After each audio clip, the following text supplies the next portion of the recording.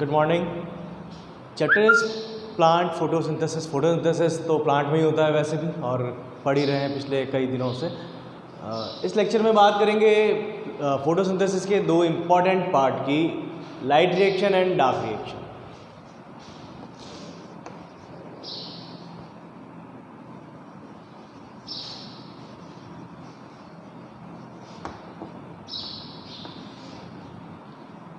Chapter photosynthesis चल रहा है, पिछले कई दिनों से कर रहे हैं इसको, और इस लेक्चर में लाइट रिएक्शन और डार्क रिएक्शन की बात कर रहे हैं। लाइट रिएक्शन, डार्क रिएक्शन, ये दो मेन स्टेप्स हैं, दो मेन प्रोसेसेस हैं जो फोटोसिंथेसिस में होते हैं, और इसी के कारण आपका फोटोसिंथेसिस कंप्लीट होता है।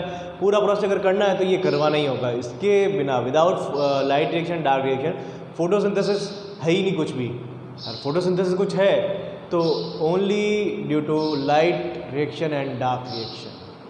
तो डिफरेंसेस की बात करते हैं, क्या डिफरेंस है लाइट रिएक्शन और डार्क रिएक्शन के अंदर।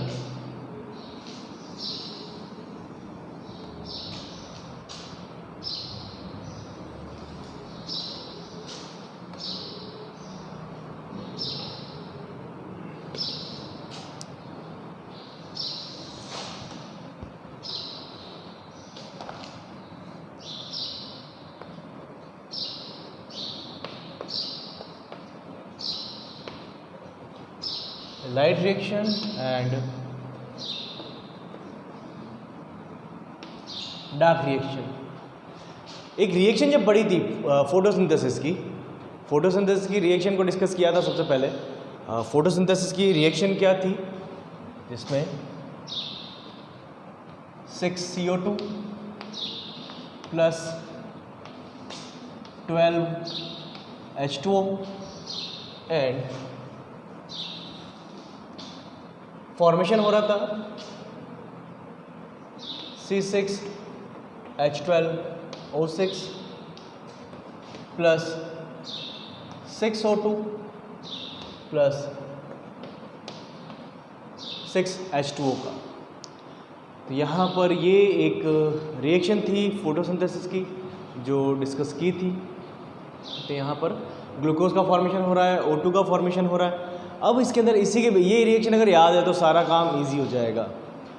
कैसे होगा? सिंपल सा, जब बात कर रहे हैं लाइट और डार्क रिएक्शन में डिफरेंसेस की, the first difference,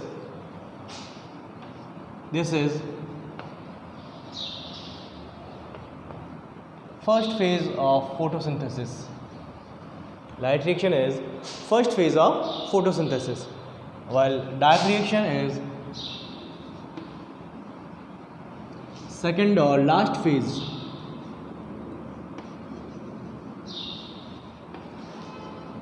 of dark reaction. तो ये लाइट रिएक्शन फर्स्ट फेज है and dark reaction second phase है। जब नाम है इसका लाइट रिएक्शन तो ऑब्वियस है इसमें लाइट की रिक्वायरमेंट होगी।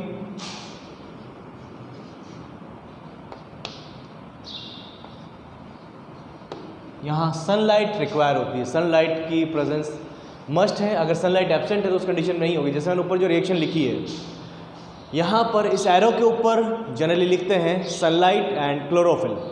तो सनलाइट की प्रेजेंस में होगी, क्लोरोफिल की हेल्प से होगी। तो सनलाइट और क्लोरोफिल इन दोनों की प्रेजेंस होना कंपलसरी है। लेकिन कहाँ पर? यहाँ पर तो सनलाइट की रिक्वायरमेंट है। सनलाइट अगर एब्सेंट है तो उस कंडीशन के अंदर लाइट रिएक्शन नहीं होगी। जब मैं बात कर रहा हूँ डार्क रिएक्शन की,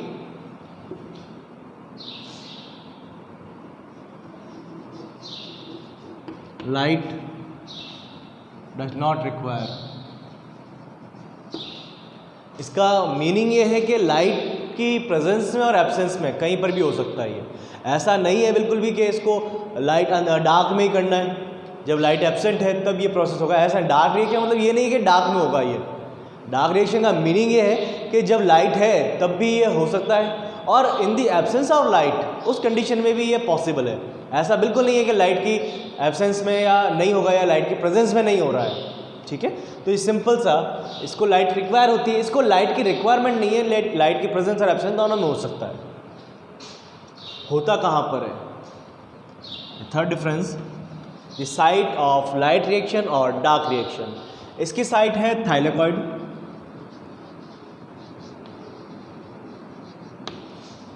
इसकी साइट है थैलेकॉइड, थैलेकॉइड पर होता है ये।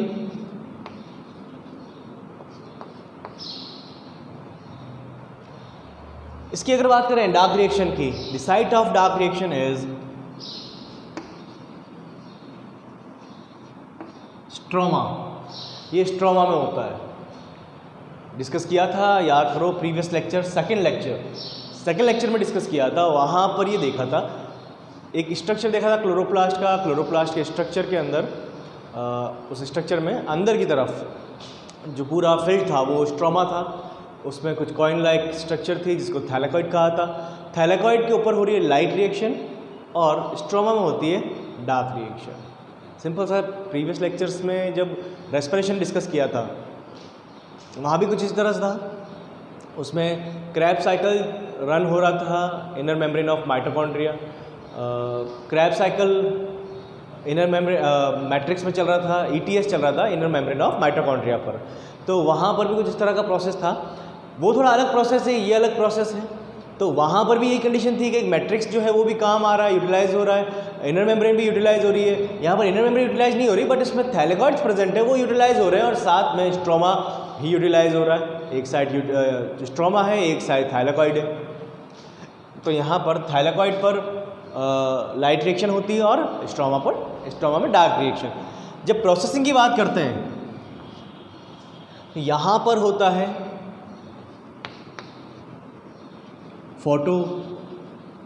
Photophosphorylation.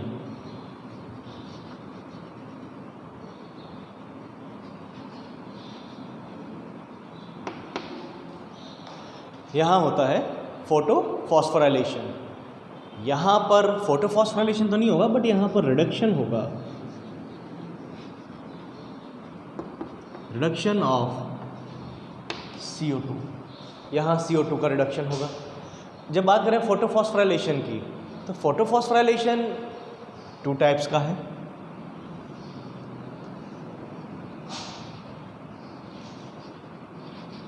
Cyclic photophosphorylation and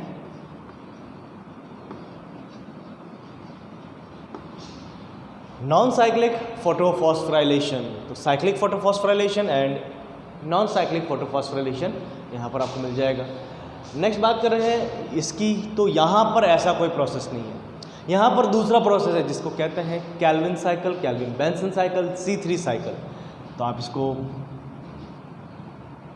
kelvin cycle, Calvin Benson cycle और आप इसको C3 साइकिल भी कह सकते हैं। C3 साइकिल नाम एक्चुअल में जब भी आप इस तरह के नाम पढ़ें कहीं पर भी, तो जो मैक्सिमम टाइम जो साइकिल्स के नाम होते हैं वो या तो होते हैं उनमें बनने वाले फर्स्ट स्टेबल कंपाउंड के नाम पर, जो इसका नाम है या उसके कार्बन का नंबर है, या फिर जिस साइंटिस्ट ने उसको डिस्क्राइब किया सबसे पहले गिवन जिसने भी दिया था उसको, उसके नाम पर उसका नाम होता है। तो यहाँ पर भी C3 साइकिल जब कह रहे हैं तो इसमें first stable compound is phosphoglyceraldehyde, phosphoglyceric acid.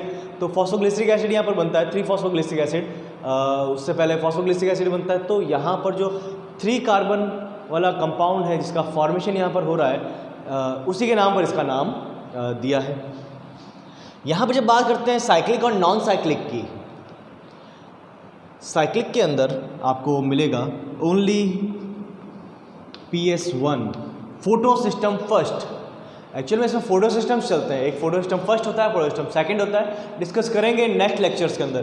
तो यहाँ पर फोटो सिस्टम फर्स्ट होगा और जब बात करेंगे नॉन साइक्लिक की तो यहाँ पर फोटो सिस्टम सेकंड होगा।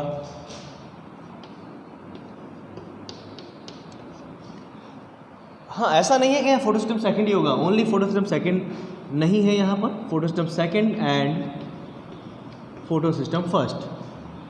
तो यहाँ पर photo system first and second दोनों हैं, यहाँ पर आपको ओनली फोटो सिस्टम फर्स्ट ही मिलेगा। तो सिंपल सी कंडीशन आप ध्यान रखें। ये फोटो सिस्टम्स है क्या, डिस्कस करेंगे इनको नेक्स्ट लेक्चर्स के अंदर। ये सारा पॉसिबल नहीं है कि एक ही लेक्चर में इसको पूरा डिस्कस कर लें, बट कंडीशन आप ध्यान रखें। यहाँ पर फोटो सिस्टम फर्स्ट, यहाँ पर both photo system first and photo system second. अब होता क्या है इसके अंदर, जब बात कर रहे हैं लाइट रिएक्शन की, तो यहाँ पर वाटर का पहले तो फोटोलाइसिस होगा। आपके पास में वाटर कितने हैं, 12H2 है। तो 12H2O फोटोलाइसिस हुआ एंड फॉर्मेशन होगा 24H प्लस 24 इलेक्ट्रॉन प्लस 24 है ना, 12 2 जा 24, तो 24 हाइड्रोजन 24 इलेक्ट्रॉन प्लस 12O2 है, 12O है, तो मैं इसको 6O2 लिख सकता हूँ, कोई प्रॉब्लम नहीं है इसके अंदर। अब होगा क्या, यहाँ पर थैलेकॉइड पर पहले से प्रेजेंट है NADP, यहाँ पर 12 NADP प्रेजेंट है, 12 NADP plus 24H plus 24 electron and ये फॉर्मेशन करेंगे 12 NADPH2 लिख देता हूँ मैं, 12 NADPH2 का। एक्चुअल में इसको आप ऐसे लिख सकते हो 12 NADPH प्लस 12H प्लस, तो बात एक ही है, चल जाएगा काम। यहाँ पर फॉर्मेशन आपने किसका किया है, 12 NADPH2 का। अब ये 12 NADPH2 यहाँ से मूव करते हैं, जाते हैं स्ट्रोमा के अंदर, और स्ट्रोमा में जाने के बाद में रिडक्शन करते हैं CO2 का, तो वहाँ पर अब होगा CO2 का रिडक्शन। तो कर लें CO2 का रिडक्शन, ये है आपका CO2 6CO2, याद करें, ये देख ऊपर लिखा हुआ है, याद करने की भी ज़रूरत नहीं है, रिक्वायरमेंट नहीं है आपको याद करने की। यहाँ 6CO2 लिखा हुआ है, 6CO2 प्लस जो NADPH2 बनाया है आपने 12 NADPH2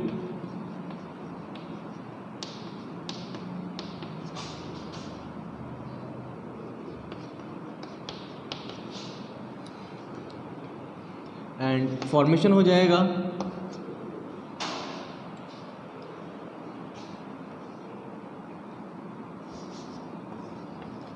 C6H12O6 का। तो यहाँ आपने C6H12O6 का फॉर्मेशन किया है। This is photosynthesis. ये लाइट एंड डार्क रिएक्शन में डिफरेंस मान सकते हैं, सिंपल सा बहुत ब्रीफ डिफरेंस है, और साथ में आप इसको ये भी मान सकते हैं कि ये फोटोसिंथेसिस कंप्लीट हो गया। बहुत ब्रीफ में इसको किया है, डिटेल करेंगे, ऐसा नहीं है कि ये कंप्लीट हो गया। इसको नेक्स्ट लेक्चर में, अब एक्चुअल में क्या है कि लेक्चर्स बड़े होंगे, जैसे एक लेक्चर फोटोस्टम फर्स्ट का होगा, एक लेक्चर फोटोस्टम सेकंड का होगा, फिर एक लेक्चर होगा साइक्लिक फॉस्फोराइलेशन का, एक लेक्चर होगा नॉन साइक्लिक का, जेड स्कीम भी कहते हैं इसको, फिर एक लेक्चर होगा केल्विन बेंसन साइकिल का। तो इस तरह से different cycles, different processes discuss करेंगे और डिफरेंट लेक्चर्स के अंदर। तो सिंपल सी इन्फॉर्मेशन थी, दोनों में जो डिफरेंस है उसकी बात की यहाँ पर। Now you can take screenshot of this board and this will help you in your notes, preparing your notes.